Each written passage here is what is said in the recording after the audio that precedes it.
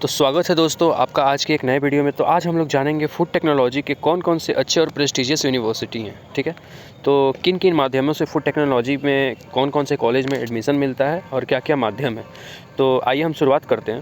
तो जिन लोगों का यदि आईआईटी में या एनआईटी में नहीं हो पाता है तो वो अपने जेईई मेंस और एडवांस स्कोर कार्ड से किसी भी अच्छे यूनिवर्सिटी या इंस्टीट्यूशन जैसे जहाँ पे बीटेक इन फूड टेक्नोलॉजी और फूड इंजीनियरिंग हो तो मैथ स्ट्रीम के स्टूडेंट्स अप्लाई कर सकते हैं। जैसे निफ्टम है, निफ्टम तंजावुर तमिलनाडु, और निफ्टम सोनीपत में है, वहाँ पे भी एनआईटी राउरकेला में है, वहाँ पे भी कर सकते हैं।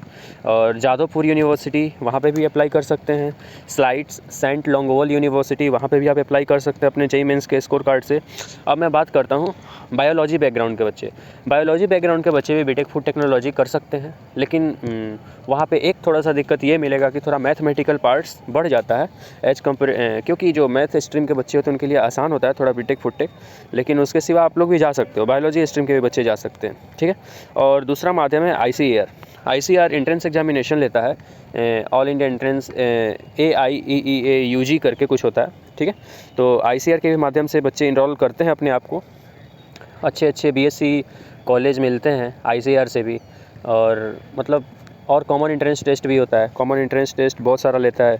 जैसे अब बीएससी भी दो तरीके का होता है। बीएससी दो तरीके में इन द सेंस मैं बोलना चाहता हूँ, जैसे आपको एक बीएससी फूड साइंस होता है, बीएससी फूड टेक्नोलॉजी होता है, bachelor of vocational in food technology होता है, और उसके सिवा आप बीएससी ऑनर्स फूड टेक्नोलॉजी होता है।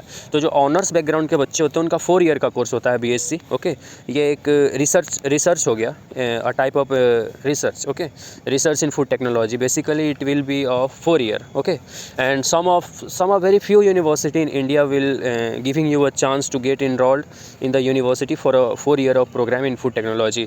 जैसे मैं कुछ एग्जांपल दे सकता हूँ आपको जो 4 year of BSc honours food technology करवाते हैं। जैसे Sam Higginbottom university Naini Prayagraj में जो है स्वेट्स, और उसके सिवा आप जा सकते हो सोलेनी यूनिवर्सिटी सोलन हिमाचल प्रदेश में, उन लोगों का भी बीएससी 4 ईयर प्रोग्राम है। और प्राइवेट यूनिवर्सिटी भी है, जैसे एलपीयू है, एसआरएम यूनिवर्सिटी है, एमईटी यूनिवर्सिटी है, वहाँ पे 4 ईयर का ही कोर्स होता है। ओके, तो कॉमन एंट्रेंस टेस्ट में अंडर ग्रेजुएट वाले स्टूडेंट्स इन सब एग्जाम्स को दे सकते हैं। ठीक है, अब उसके सिवा हम लोग चलते हैं पोस्ट ग्रेजुएशन के लिए, मास्टर्स के लिए आप कहाँ कहाँ अप्लाई कर सकते हो और क्या क्या उसमें अपॉर्चुनिटी है और किन किन चीज़ों का आप हेल्प ले सकते हो। ओके, जिन स्टूडेंट्स का यदि ग्रेजुएशन जो है, ग्रेजुएशन इन द सेंस मतलब 4 ईयर का जिनका प्रोग्राम है, ठीक है, वो लोग गेट में बैठ सकते हैं। गेट फूड टेक्नोलॉजी वाले स्टूडेंट्स के लिए 2 स्ट्रीम में एग्ज़ाम लेता है। एक जो बायोलॉजी से आते हैं उनके लिए लाइफ साइंस होता है, और जो मैथ से आते हैं उनके लिए इंजीनियरिंग साइंस होता है। ठीक है, और ऐसा भी बाउंड नहीं है कि आप लाइफ साइंस ही पेपर दो, आप चाहो तो इंजीनियरिंग साइंस भी दे सकते हो। ठीक है, क्योंकि कुछ यूनिवर्सिटी हैं जो गेट स्कोर कार्ड एक्सेप्ट करते हैं अपने अंडर में, जिसके द्वारा आप लोग बीएससी के बच्चे भी एमटेक कर सकते हैं, क्योंकि आपका 4 ईयर का कोर्स है और आप एमटेक में भी इनरोल कर सकते हो। MTech in the sense MTech in not in proper food engineering, but MTech में और भी बहुत सारे ब्रांच हैं। मैं आपको बताता हूँ ब्रांच का नाम क्या क्या है एमटेक में, आपको आगे चल के मैं बताता हूँ। तो अब मैं गेट के बारे में आपको बेसिकली बता दिया हूँ। गेट का एग्ज़ाम होता है इंजीनियरिंग के बच्चों के लिए, और इसके बाद आप एक आईआईटी एनआईटी या टॉप इंस्टीट्यूशन में एक अच्छे एमटेक ब्रांच में एडमिशन ले पाते हो। गेट का एग्ज़ाम 2 स्ट्रीम में होता है, एक एक्सेल है, एक्सेल का मतलब लाइफ साइंस होता है, एक एक्सी है, एक्सी का मतलब इंजीनियरिंग साइंस होता है। एक्सी स्ट्रीम में बेसिकली वो बच्चे होते हैं जो बीटेक बैकग्राउंड के होते हैं, एक्सेल में वो स्ट्रीम के बच्चे होते हैं जो बेसिकली बीएससी बैकग्राउंड के होते हैं। ठीक है, अब हम लोग आगे बढ़ते हैं। अब कुछ यूनिवर्सिटी है, मैं आपको जूम कर देता हूँ तो आप यहाँ पे देख सकते हो। जैसे जहाँ पे कट का निशान है तो वो उतना अच्छा यूनिवर्सिटी नहीं है, उसकी रैंकिंग उतनी अच्छी नहीं है।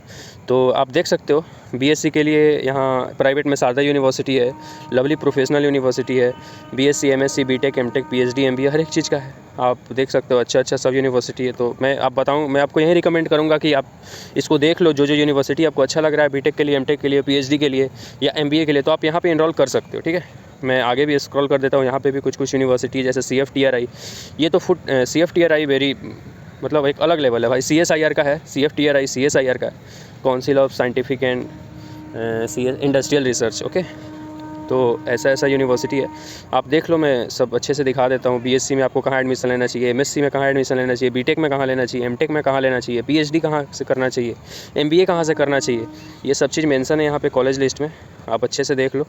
अब आपका जब पोस्ट ग्रेजुएशन हो जाएगा तो आप कौन कौन से एग्ज़ाम्स दे के, ठीक है, आप असिस्टेंट प्रोफेसर बन सकते हो, या जूनियर रिसर्च फेलोशिप में जा सकते हो, या सीनियर रिसर्च फेलोशिप में जा सकते हो।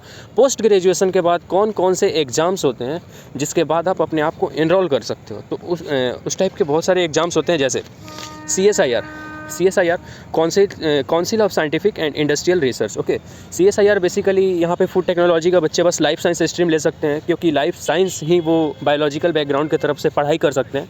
नेट का एग्ज़ाम होता है, आप उसमें बैठते हो, एग्ज़ाम पास करते हो, उसके बाद JRF का बहुत लिमिटेड सीट्स होते हैं।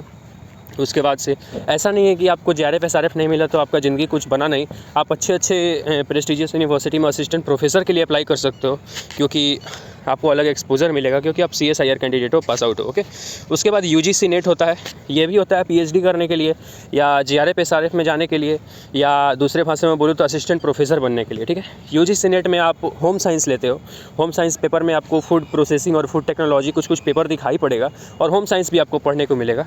तो आप UGC नेट का भी एग्ज़ाम दे सकते हो। उसके सिवा ICAR नेट, यही एक इकलौता एग्ज़ाम है PhD या JRF SRF या असिस्टेंट प्रोफेसर बनने का बोलिए, जिसमें आप लोग का full to of syllabus food technology का है। Okay, ICAR NET examination is good for food technology students if you want to becoming assistant professor in agriculture university. Okay, तो ये ICAR नेट एग्ज़ाम उन सब चीज़ों के लिए, और इसमें आपको बस फूड टेक्नोलॉजी के ही सिलेबस से आपका पेपर होगा, कोई एडिशनल पेपर नहीं पढ़ना होता है। ठीक है, ICAR नेट अच्छा है। अब उसके बाद मैं आपको कुछ कॉलेज मैंने खुद हैंड रिटन से लिखा। अपने हिंदुस्तान में जो भी यूनिवर्सिटी हैं जहाँ पे BSc MSc BTech MTech सब चीज़ मिलता है, ये तो कुछ फ्यू यूनिवर्सिटी हैं, जैसे प्रेस्टिजियस यूनिवर्सिटी। ठीक है, जो होनहार बच्चे होते हैं वो लोग मेहनत करें तो ये जो येलो में जो भी चीज़ें हैं आप देख सकते हो यहाँ पे, मैं सब दिखा चुका हूँ आपको। तो जो अच्छे बच्चे हैं, मेहनत करने वाले बच्चे हो, यहाँ पे निकाल लें इन सारी यूनिवर्सिटी में। और जो फीवर बच्चे बच गए, मतलब जो उतना मेहनत नहीं कर पाते हैं लेकिन फिर भी अच्छी जगह से मास्टर्स करना चाहते हैं, तो मैंने हैंड रिटन बनाया है, तो मैं आपको कॉलेज दिखा देता हूँ। ठीक है, आप देखते जाइए, स्क्रॉल करता हूँ। LPU है, BHU है, इन सब चीज़ों का अपना कॉमन एंट्रेंस टेस्ट होता है। ठीक है, तो आप इन लोगों के कॉमन एंट्रेंस टेस्ट में बैठिए, उसके बाद से पास आउट होइए, अपना रैंक कार्ड लीजिए और एडमिशन लीजिए MSc में।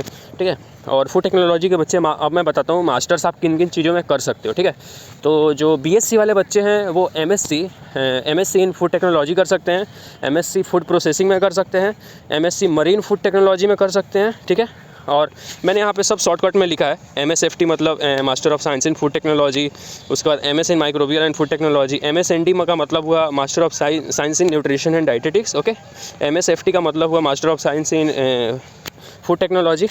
उसके बाद से MSNS का मतलब हुआ master of science in nutrition science. Okay, मैंने मेंशन कर दिया, आपको दिक्कत नहीं होगा, आप बस कॉलेज अच्छे से देख लो। मैं आपको सब कॉलेज दिखा देता हूँ, टोटल बहुत सारे कॉलेज हैं, 100+ कॉलेज हैं, मैं आपको सब दिखा देता हूँ। इन कॉलेज में भी आप दाखिला ले सकते हो, अपना मास्टर्स कंप्लीट कर सकते हो, तो आप अच्छे से देख लो ध्यान से। मैं आपको सब चीज़ें स्क्रॉल करके दिखा देता हूँ ताकि आपको दिक्कत नहीं हो चीज़ों को समझने में, जानने में। आप अच्छे से देख लो, ये सब कॉलेज हैं जहाँ पे आप मास्टर्स कर सकते हो, अपना अंडर ग्रेजुएट कर सकते हो, इवन PhD के लिए भी अप्लाई कर सकते हो। ठीक है, अब हम लोग बात करते हैं गेट एग्जामिनेशन के बारे में। मतलब आप गेट क्वालिफाई कर जाने के बाद मतलब कौन कौन से ब्रांच में आप MTech कर सकते हो।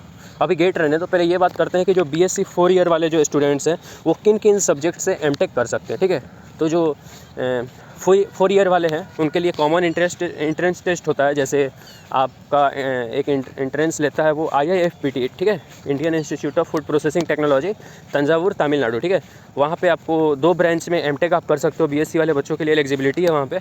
जैसे जो दो MTech है, एक है MTech इन फूड प्रोसेसिंग टेक्नोलॉजी और एक है MTech इन फूड सेफ्टी क्वालिटी मैनेजमेंट। ठीक है, तो इन 2 स्ट्रीम में BSc 4 ईयर वाले बच्चे एलिजिबल हैं। उसके बाद से कुछ प्रोग्राम है NIFTM, ठीक है, नेशनल इंस्टीट्यूट ऑफ फूड करके कुछ है NIFTM, वहाँ पे सोनीपत में है। ठीक है, तो सोनीपत वाले में आप MTech इन फूड टेक्नोलॉजी मैनेजमेंट में एलिजिबल हो, और आप वहाँ पे MTech इन फूड सेफ्टी करके कुछ है ऐसा, उसमें भी आप एलिजिबल हो। ठीक है, वहाँ पे भी 2 MTech कोर्स में आप एलिजिबल हो। ठीक है, और जो बच्चे गेट क्वालिफाई होते हैं वो IIT में, NIT में, और आपको NIFTM भी गेट स्कोर एक्सेप्ट करता है। उसके बाद आपको गेट क्वालिफाई हो जाते हो तो आपको कुछ स्टाइपेंड भी मिलता है, आई थिंक 12,500 रुपीज़ समथिंग, ऐसा कुछ स्टाइपेंड है। और ऐसा नहीं है गेट क्वालिफाई होने के बाद MTech इन फूड टेक्नोलॉजी ही करो, आपको और भी चीज़ मिल सकती है। जैसे आप बायोकेमिकल इंजीनियरिंग में MTech कर सकते हो, वाटर वेस्ट मैनेजमेंट में MTech कर सकते हो, डाटा साइंस में भी कर सकते हो शायद। कुछ हद तक, लेकिन उसके लिए बीटेक का एलिजिबिलिटी चाहिए, ठीक है। तो ऐसा कुछ है एग्ज़ाम, यही सब है अपने इंडिया के कॉलेज, ठीक है। तो वीडियो पसंद आए तो वीडियो को लाइक कर देना, शेयर कर देना, सब्सक्राइब कर देना, ताकि सब लोगों तक जानकारी जा सके, ठीक है। तो good bye, thank you so much.